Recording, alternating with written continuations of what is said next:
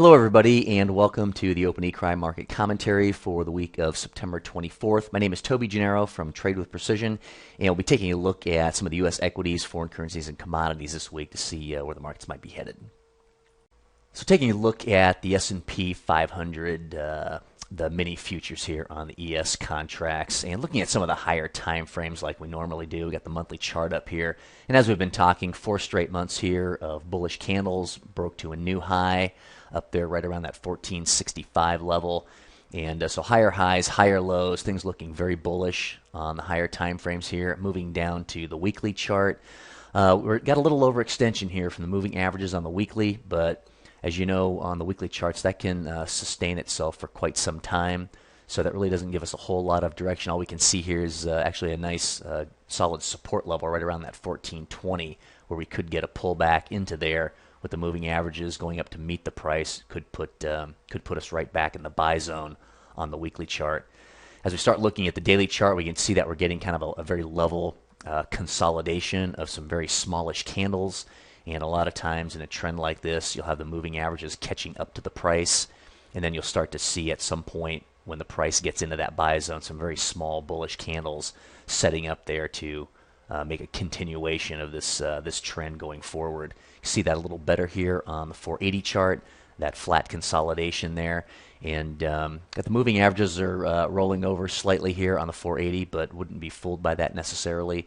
We could get a little deeper pullback. It just matters if we're going to break this level right here, right around 1443. If we get below that level, more than likely we'll get a pullback at least into this 1433 level, and then start to look for some setup candles here on the daily chart. So that's kind of how things are looking on the ES futures. And similar situation here on the Russell Small Cap Index, looking at the higher time frame here.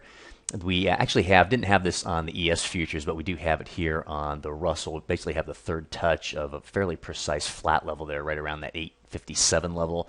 Didn't get a very big break of that level at all, just very slight up around, up to that almost, 860. Let me be precise here for you. The high there was right up around 865, so a slight break of that. And it looks like by the weekly chart, looks like we're going to be pulling back a little bit. We have a couple of bearish candles there, a little bit of overextension from the buy zone, from the 10-20 period moving average. And then we can see here on the daily chart, just a couple days ago, we did get a nice bullish candle here right in the buy zone, right around that 10-period moving average. Got a break of that high, and then essentially got another rejection candle. So we might be seeing several days of consolidation of maybe some of those small candles. Again, what you might see here is the moving averages pushing up to meet the price, price coming back down, and then you can start to look for those setup candles in the buy zone.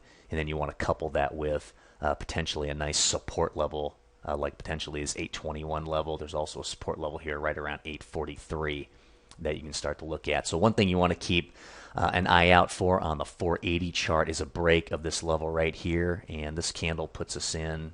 Let's see if I can get that for you.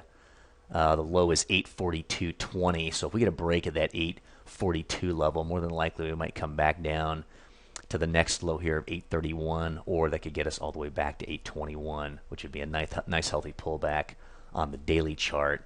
And then we start looking for those setup candles right up against that backstop and support level of 820, looking to go long again to continue this trend. As you can see, we've got some really nice flowing moving average lines here on the charts. Everything's looking good. Everything's looking bullish. So we're still bullish on these markets, on the U.S. equities overall. And just looking at the nice run-up on gold here, looking at the mini contracts on gold, you can see that had a pretty nice run here in the last 4 months. Really bullish trend on some of the lower time frames. Really just came up against the most recent level there, right around 1800. Almost got there. Got a pretty nice bearish candle right there on the weekly chart. We got a nice little extension, overextension from the moving averages. As you can see here on the daily chart, we got a nice rejection candle in there of this flat level that shows up pretty nice here on the 480. Had a couple touches there, broke through that just slightly, got that nice rejection candle there about 3-4 days ago, broke down through the low of that rejection candle, and it looks like we might be setting up a to break some of these levels to the downside to get back down to I don't think 1747 would be enough. I think if you look at the 50% retracement of this entire move here, it brings it back to about 1660. So I don't know if the market's going to get back that far, but there are some different levels in here right around that 1680 level. You can be looking potentially around 1700. 1745, but for the big run up that we've had here, probably looking for a little bit of a healthy pullback here on gold to then look long. So I'd be looking for at least a breakdown of the width of this consolidation, which would be 1784 to the low right here of 1753, roughly about 30 points.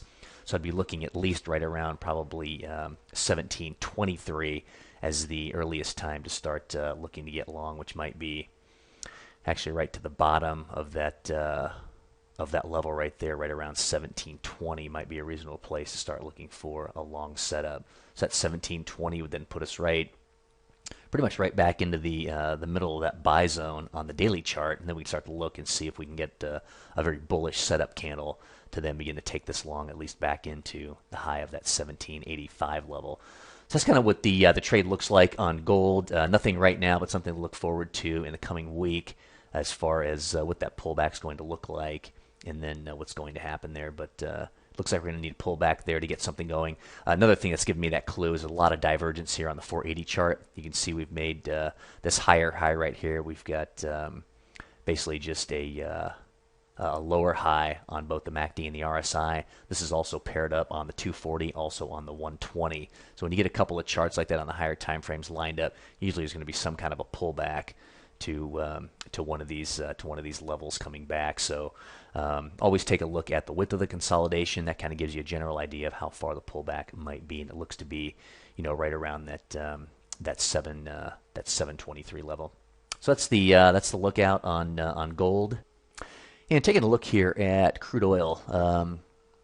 Crude oil has been in this range that we've been talking about for a while, and that range has been down around this 76 level all the way up to really quite around that, almost around that 110 level. So we just got this most recent several month rally back into that $100 a barrel level, and as you can see on the weekly chart, put in a Fibonacci retracement from the most recent high and low, and then it was just looking for that rally back up into that retracement level of around 62%. So hit that 62% number almost right on the nose, and then we're already down about 10 points. And so what I did was also put in a Fibonacci on the daily chart of this move right here, looking to see where that 50% retracement of the most recent move might be, and that's coming in right around 87.5. There's a number of touches there with a very nice support level. That's also been resistance. So that should be a pretty solid level if we're looking for a short. And so I've got another level in here right around 94.6. We just broke through this level right there, and we've put in a lower low, so we don't have a higher low in place yet. So I'd be looking for a rally back up into this 94.6 level. If we can get that, I'd be looking to take a short trade there, and then looking to take it back down into this 87.5 level. Then I'd be looking to cover somewhere around there. If we get a break of the 87.5 level, you might see the market come down as low as this 76.8 level. We've already got two touches there already. That would be a third touch, and there could potentially be a flat level break of that. One thing to kind of temper your bearish sentiment would be to look at some of these low levels here. This goes all the way back to February 2009, and that was right around the all-time low of about $68 a barrel. So these are some fairly low lows right around this level, so that should temper some of your shorting ability and what you think might happen in the markets here for crude oil. So take a look at that setup. Nothing right now, but something to keep an eye out here in the next week or two to see what's going to happen. If we can get that rally back up into that level, that would make for fairly decent shorting opportunity to get us back down to the full retracement, and then see what happens from there. Okay, so that's really the outlook on crude oil for the coming week.